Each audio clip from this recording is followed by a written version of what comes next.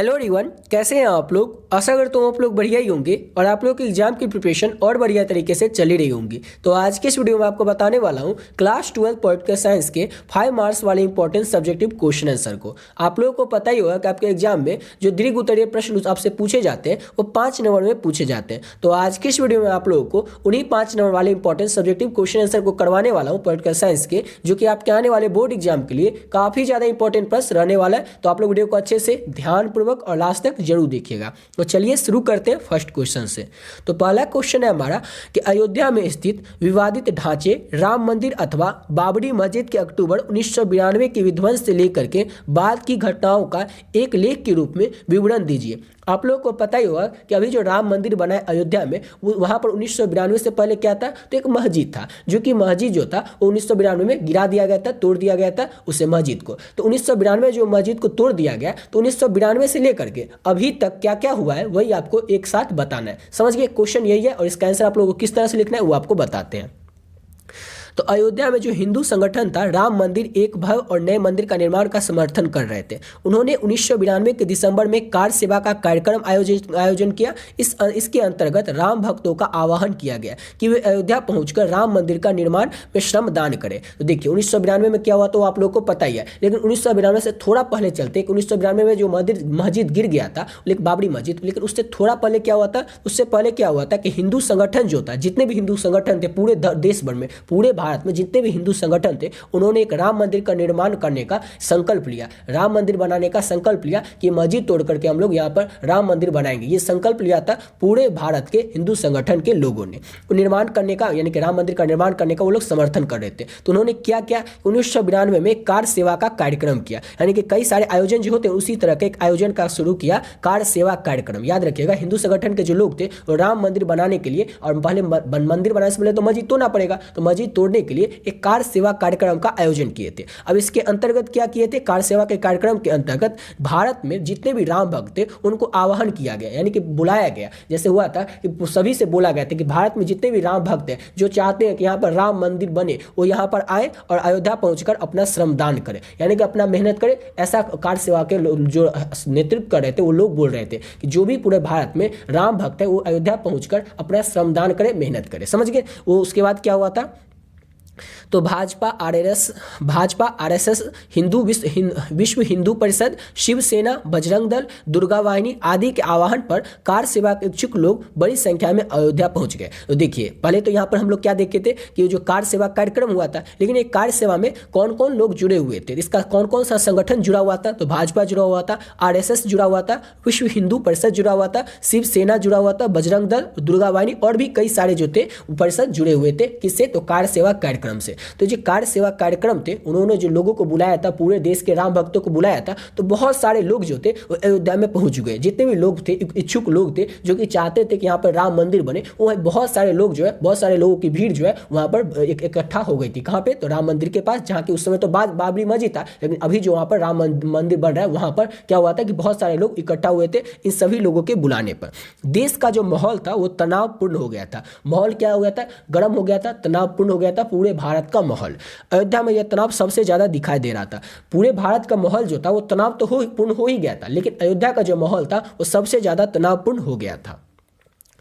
मस्जिद के विध्वंस के समाचार देश के कई भागों में हिंदू और मुसलमानों के बीच झड़प हो गई। अब जो सभी लोग मस्जिद के पास पहुंच गए थे, जितने भी देख रहे हैं जो कार सेवक के जितने भी लोग थे, वो लोग क्या किए थे, तो मस्जिद के पास पहुंच करके बाबरी मस्जिद को ध्वस्त कर देते, तोड़कर गिरा देते। अब इससे क्या हो जाता है कि भारत के कई सारे हिस्सों में हिंदू और मुसलमानों के बीच झड़प हो जाती है, हिंदू और मुसलमान के बीच दंगा हो जाता है। और 1993 के जनवरी में एक बार फिर मुंबई में हिंसा भड़कती है और अगले 2 हफ्तों तक जारी रहती है। 1992 में दिसंबर का टाइम था, 6 दिसंबर 1992 को, उस समय ये मस्जिद गिरी थी। उसके कई दिनों तक क्या हुआ था, पूरे भारत में माहौल जो था वो गर्म रहा था, हिंदू और मुसलमानों के बीच झड़प हो गई थी। और उसके थोड़ी दिन बाद जनवरी, यानी कि 19 दिसंबर में गिरा था और जनवरी 1993 में मुंबई में जो हिंसा थी, ये हिंसा हिंदू और मुस्लिम की हिंसा ये फिर से भड़क उठी थी और अगले 2 हफ्तों तक ये हिंसा जो थी ये जारी रही थी।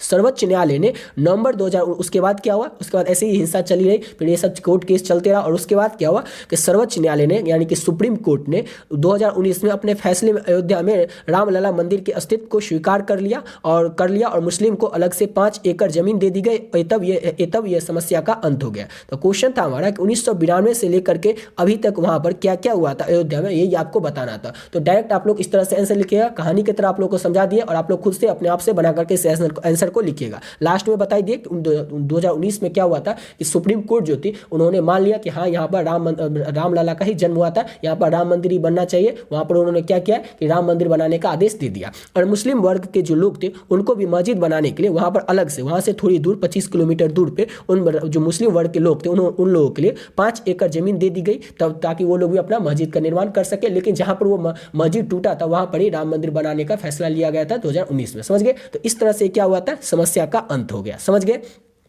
क्वेश्चन एकदम सिंपल सा था। इसका आंसर आप लोग कहीं सुने भी होंगे, लेकिन इस तरह से आपको आंसर का लिखना है। समझ गए ना? और ये खाली नाम आप लोग याद रखिएगा कि वो जो कार सेवक में किस किस परिषद के लोग थे, जैसे भाजपा के लोग थे, आरएस के लोग थे, विश्व हिंदू परिषद के लोग थे, शिवसेना, बजरंग दल, दुर्गा वाहिनी आदि। उनके आह्वान करने पर जितने भी कार सेवक थे वो सब वहाँ पर इकट्ठा हो गए थे अयोध्या में, और उन्होंने क्या किया था, मस्जिद को ध्वस्त कर करके वहाँ पर मंदिर निर्माण करने का संकल्प ले लिया था। उसके बाद ऐसे ही हिंसा चलती रही और लास्ट में क्या हुआ, लास्ट में सुप्रीम कोर्ट ने फैसला सुना दिया कि हाँ वहाँ पर राम मंदिर ही बनेगा। और अभी वहां पर राम मंदिर बन भी चुका है, जो कि उद्घाटन भी होगा 22 जनवरी 2024 को। आप लोगों को ये पता ही होगा। तो इस तरह से जो समस्या था, ये समस्या का अंत हो गया और मुस्लिम वर्ग के लोगों को भी 5 एकड़ जमीन दे दी गई। तो ये क्वेश्चन आप लोगों से 5 नंबर में पूछा जाएगा और आप लोग इसका आंसर अच्छे तरीके से याद रखिएगा। और 5 नंबर पूछा जाएगा तो आपके 5 नंबर पक्के हो जाएंगे अगर आप लोग इस तरह से लिखते हैं तो। समझ गए? अब अगला क्वेश्चन करते हैं। तो अगला क्वेश्चन है हमारा, किन्हीं 5 मानव अधिकारों के नाम लिखे। किन्हीं 5 मानव अधिकार क्या क्या है, उन्हीं का नाम लिखना है। तो मानव अधिकारों के घोषणा पत्र में 20 मानव अधिकार की सूची सम्मिलित है, जिनमें से कुछ महत्वपूर्ण अधिकार निम्नलिखित है। देखिए, मानव अधिकार की जो सूची है ना, उसमें मानव अधिकार के 20 मानव अधिकार लिखा गया, लेकिन उसमें से जो कुछ महत्वपूर्ण मानव अधिकार है वो इस तरह से वो आपको बताना है। कौन कौन है? 5 आपको बताना था, तो पांचों को इस तरह से लिख सकते हैं। जीवन की सुरक्षा व स्वतंत्रता का अधिकार, यानी कि हर एक मानव को, हर एक व्यक्ति को जीवन की सुरक्षा यानी कि लाइफ की सुरक्षा और स्वतंत्रता का अधिकार है। दास्ता व बंधुआ मजदूरी से स्वतंत्रता का अधिकार, यानी कि कोई जो व्यक्ति है वो किसी का बंधुआ मजदूर नहीं है, किसी का नौकर नहीं है। ये जो है ये मानव अधिकार में लिखा गया है। अगला पॉइंट है कि स्वतंत्र न्यायपालिका से न्याय प्राप्त करने का स्वतंत्र अधिकार, यानी कि हर एक व्यक्ति जो है, भारत का हर एक व्यक्ति जो है वो स्वतंत्र न्यायपालिका से अपना न्याय ले सकता है, अपने आप को न्याय के लिए अपना अपील कर सकता है। विवाह करने के लिए पारिवारिक जीवन का अधिकार, हर एक व्यक्ति के पास विवाह करने के लिए, शादी करने के लिए पारिवारिक जीवन का अधिकार है। कहीं भी आने जाने, घूमने फिरने स्वतंत्रता का अधिकार है। ये कोई व्यक्ति कहीं भी जा सकता है, खाली उस पर कोई कोर्ट केस या कुछ नहीं हुआ हो, अगर वो आदमी फ्री हो तो कहीं भी आ जा सकता है, उसका कोई भी उस पर रोक टोक नहीं होगा। तो ये क्या है, तो ये 5 जो है महत्वपूर्ण मानव अधिकार है। वैसे तो 20 मानव अधिकार है, लेकिन ये जो 5 महत्वपूर्ण मानव अधिकार है वो आपको बता दिए। इस सबको आप लोग अच्छे से याद रखिएगा। समझ गए? और अभी तक आप लोग PDF नहीं लिए तो आप लोग इस PDF को ले सकते हैं। इस PDF में आपको मिलेगा क्या क्या, तो आपका जो भी 5 सब्जेक्ट हो, जैसे आपका इस 10 में से ही कोई 5 सब्जेक्ट होगा, आपका 5 सब्जेक्ट कुछ भी हो सकता है, हिंदी हो, हिस्ट्री हो, पॉलिटिकल साइंस हो, इंग्लिश हो, ज्योग्राफी हो, म्यूजिक हो, होम साइंस हो, साइकोलॉजी हो, सोशियोलॉजी हो, इकोनॉमिक्स हो। तो इसी 10 में से कोई आपका 5 सब्जेक्ट होगा। तो पांचों सब्जेक्ट का जो PDF है आप लोग को वो मिल जाएगा, जिसमें कि आपको ऑब्जेक्टिव मिलेगा और सब्जेक्टिव मिलेगा और चैप्टर वाइज ऑब्जेक्टिव और सब्जेक्टिव मिलेगा। और किस तरह से क्वेश्चन आएंगे वो भी आपको बता देते हैं। जैसे पॉलिटिकल साइंस, अगर आप लोग ये वीडियो देख रहे हैं तो आप लोग का पॉलिटिकल साइंस तो सब्जेक्ट होगा ही, तो पॉलिटिकल साइंस पे अगर आप लोग लीजिएगा तो आप लोग को पता होगा पॉलिटिकल साइंस में टोटल 18 चैप्टर है। कितने चैप्टर है? तो 18 चैप्टर है। 18 चैप्टर के चैप्टर वाइज, जैसे पहला चैप्टर का जो इंपॉर्टेंट ऑब्जेक्टिव क्वेश्चन है, दूसरा चैप्टर का जो भी इंपॉर्टेंट ऑब्जेक्टिव क्वेश्चन है, चैप्टर वाइज इसमें इंपॉर्टेंट ऑब्जेक्टिव क्वेश्चन ऐड कर दिए PDF में। सेम इसी तरह से सब्जेक्टिव क्वेश्चन में भी पहला चैप्टर का जो भी लघु उत्तरीय इंपॉर्टेंट क्वेश्चन है या दीर्घ उत्तरीय इंपॉर्टेंट क्वेश्चन है जो आपके आने वाले बोर्ड एग्जाम के लिए, उस सभी प्रश्न जो है पहला चैप्टर से लेकर के 18 चैप्टर तक चैप्टर वाइज इंपॉर्टेंट ऑब्जेक्टिव और सब्जेक्टिव इसमें ऐड कर दिए। और ये तो एक पॉलिटिकल साइंस को बताया, लेकिन सेम इसी तरह से आप लोगों को हर एक 10 सब्जेक्ट में, जो भी इसमें से आपका 5 सब्जेक्ट हो, उस 10 सब्जेक्ट में इसी तरह से chapter wise important objective question और सब्जेक्टिव क्वेश्चन ऐड कर दिए। ऑलरेडी बहुत सारे बच्चे जो इस PDF को ले चुके हैं, आप लोग भी चाहे तो आप लोग इस PDF को ले सकते हैं। इस PDF का जो प्राइस है वो सिर्फ और सिर्फ 25 रुपये रखे हैं। अब पूछेगा कि 25 रुपये क्यों है, तो आप लोग के लिए इस PDF का प्राइस 25 रुपये रखे हैं। तो आप लोग भी चाहे तो इस PDF को ले सकते हैं सिर्फ और सिर्फ 25 रुपये में। अब लेना किस तरह से, तो वो देख लीजिए। ये नंबर है 7903820891। इस नंबर पर आप लोग फोनपे, गूगल पे, पेटीएम कुछ भी कर सकते हैं। और इस जैसे ही नंबर डालिएगा फोनपे, गूगल पे या पेटीएम में, तो नाम आ जाएगा गौतम कुमार। उसमें आप लोगों को 25 रुपये भेज करके इसका स्क्रीनशॉट ले करके आप लोगों को इसी नंबर पर भेज देना है। और आप लोगों को PDF जो भी आपका सब्जेक्ट होगा वो भी आप लोग बता दीजिएगा और आप लोगों को PDF ले लेना है। ठीक है? ऑलरेडी बहुत सारे बच्चे जो इस PDF को ले चुके हैं, आप लोग भी चाहे तो आप लोग इस PDF को ले सकते हैं। और बढ़ते अपनी क्वेश्चन की ओर। और अगला क्वेश्चन है हमारा कि शिमला समझौता समझौता के बारे में आप क्या जानते हैं? शिमला समझौता जो हुआ था उसके बारे में क्या आप जानते हैं वही आपको बताना है। तो आधुनिक बांग्लादेश 1971 से पूर्व पाकिस्तान का एक भाग था। अभी के समय में जो बांग्लादेश है वो 1971 से पहले पूर्व पाकिस्तान का एक भाग था। जैसे 1947 से पहले भारत का हिस्सा कौन था? तो पाकिस्तान भी था, लेकिन अब पाकिस्तान एक अलग देश हो गया है। वैसे 1971 से पहले पाकिस्तान का एक हिस्सा कौन था? तो बांग्लादेश था। लेकिन 1971 के बाद पाकिस्तान से क्या हो गया? तो बांग्लादेश अलग होकर के एक नया देश बन गया। 1971 में वहाँ गृह युद्ध शुरू हो जाने के कारण लाखों की संख्या में शरणार्थी जो थे वो भारत आ गए थे।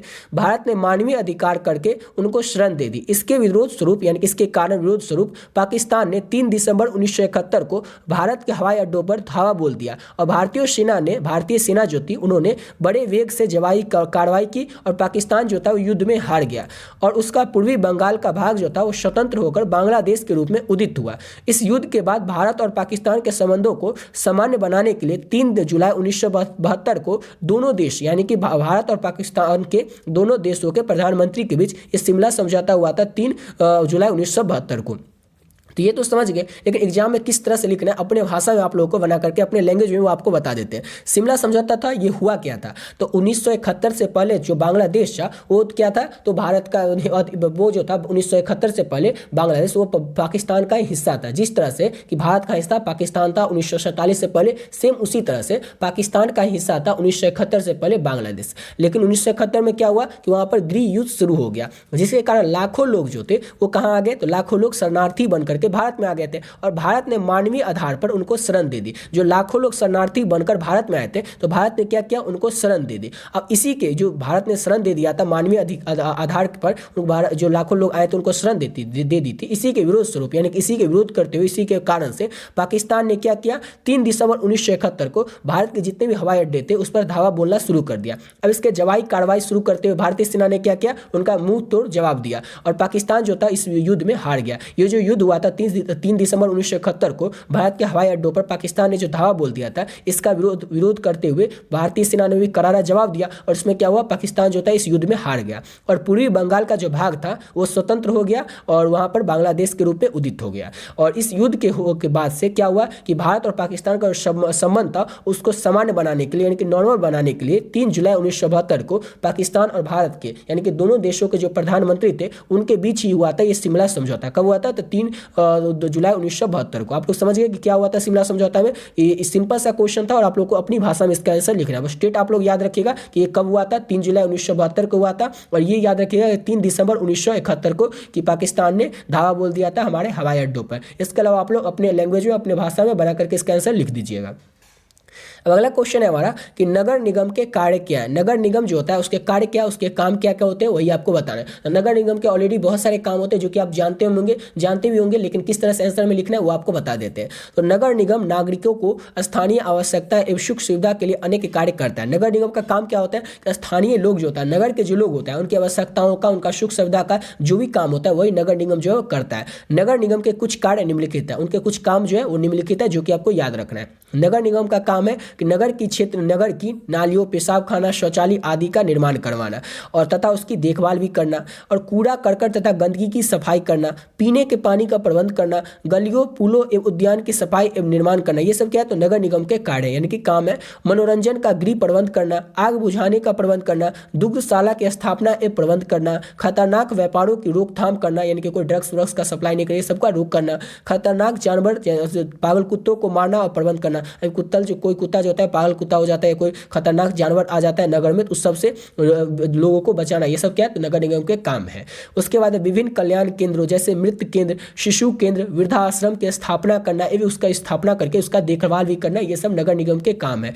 जन्म मृत्यु का पंजीकरण का प्रबंध करना, नगर की जनगणना करना, नए बाजारों का निर्माण करना, तो ये सब काम किसके हैं? तो ये जितने भी काम आप यहाँ पर आप लोग देखिए तो ये सब नगर निगम के काम है। तो याद रखिएगा ये सब क्वेश्चन जो है, ये सब इसका आंसर आप लोग खुद से याद भी रख सकते हैं, बस एक इस पर पढ़ लीजिए लीजिएगा तो समझ लीजिएगा और इसका आंसर आप लोग को याद हो जाएगा। इसका पीडीएफ तो आप लोगों को व्हाट्सएप ग्रुप पे मिल जाएगा। व्हाट्सएप ग्रुप का लिंक डिस्क्रिप्शन बॉक्स में दिया हुआ है, तो वहाँ से आप लोग ज्वाइन होकर व्हाट्सएप ग्रुप में इसका पीडीएफ ले सकते हैं। और ऊपर जो पीडीएफ बताया उसका पीडीएफ का प्राइस सिर्फ और सिर्फ 25 रुपये। और 25 रुपये आप लोगों को सभी सब्जेक्ट का, आपका पॉलिटिकल साइंस हो, चाहे हिंदी हो, इंग्लिश हो, ज्योग्राफी हो, हिस्ट्री हो, जो भी आपका 5 सब्जेक्ट है उस 5 सब्जेक्ट का ऑब्जेक्टिव और सब्जेक्टिव दोनों मिला है 25 रुपये में। तो आप लोग इसको ले सकते हैं। ऑलरेडी बहुत सारे बच्चे जो है ले चुके हैं। अगर आप लोग उस पीडीएफ को ले सकते हैं तो अपने आने वाले बोर्ड एग्जाम के लिए और अच्छे तरीके से आप तैयारी कर सकते हैं, क्योंकि उस पीडीएफ में वही सब प्रश्न ऐड किए हैं जो कि आपके आने वाले बोर्ड एग्जाम के लिए काफी ज्यादा इंपॉर्टेंट बस है। ठीक है, तो आप लोग इस पीडीएफ को ले लीजिएगा। अब बढ़ते अपने अगले क्वेश्चन की ओर। अगला क्वेश्चन है हमारा कि संयुक्त राष्ट्र का महासचिव के कार्य का वर्णन करें। संयुक्त राष्ट्र के जो महासचिव होते हैं उनके कार्य क्या, उनके काम क्या क्या है, वही वर्णन करना है। तो महासचिव यानी कि संयुक्त राष्ट्र के महासचिव के प्रमुख काम निम्नलिखित है, या फिर प्रमुख कार्य जो निम्नलिखित होते हैं। कौन कौन होते हैं? तो महासचिव सुरक्षा की परिषद, आर्थिक तथा सामाजिक परिषद आदि की बैठक को आमंत्रित करना। क्या है कि महासचिव की सुरक्षा परिषद, आर्थिक तथा सामाजिक परिषद आदि यानी कि और भी बहुत सारे बैठक को आमंत्रित करना। ये सब काम किसका होता है? तो संयुक्त राष्ट्र के महासचिव का एक काम होता है। संघ के विभिन्न अंगों के द्वारा लिए गए निर्णयों को लागू करना। संघ के, संयुक्त राष्ट्र अमेरिका के जो संघ है उसके अनेक जो निर्णय लिए जाते हैं उसको लागू करना किसका काम रहता है? तो संयुक्त राष्ट्र के महासचिव का काम रहता है। यदि विश्व में कहीं भी शांति का